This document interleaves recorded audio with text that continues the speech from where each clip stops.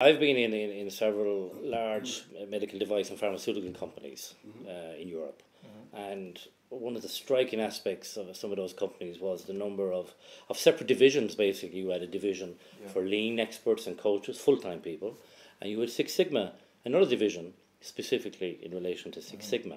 But I always thought that lean, it was synonymous with empowerment, and is that not a contradiction in terms to have these large departments full of lean experts and Six Sigma experts? Should that not be done? Should that not be through upskilling, etc., be cascaded down to across the organization? Well, you want to have one version of lean throughout all your companies. Okay. If you're a multi-plant manufacturer, you don't want to have one version of lean, one version of lean, one version of lean wherever you have. Okay.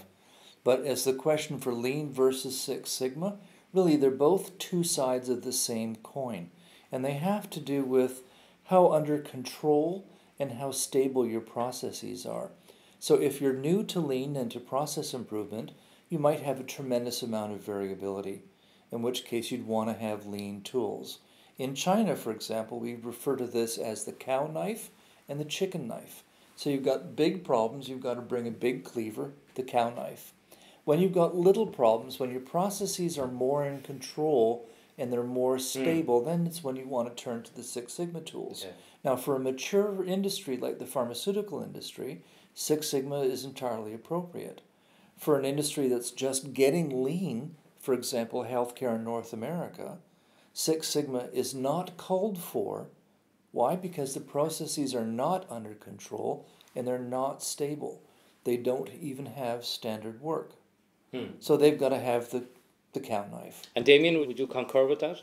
You know, I look at this in a very similar way, but I use maybe slightly different terminology. So for me, effectiveness is all about centering and removing that variation and centering around what your customer needs. Okay, so you could argue that some of the Six Sigma toolkit applies in that space perhaps more than the lean side.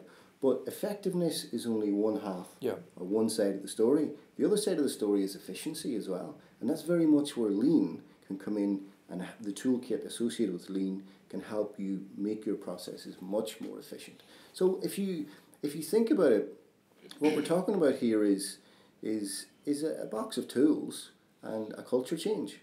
And you know, depending upon the complexity of the issue or what you're trying to achieve in terms of a goal, You can mix and match. you can mix and match. Yeah. Yes. The important part is the culture change. So like I've said, 80% of lean successes or Six Sigma is having that culture change. 20% is the tools. And I've often seen consultants train on the tools only and forget the culture change. And then what happens is that's when lean fails.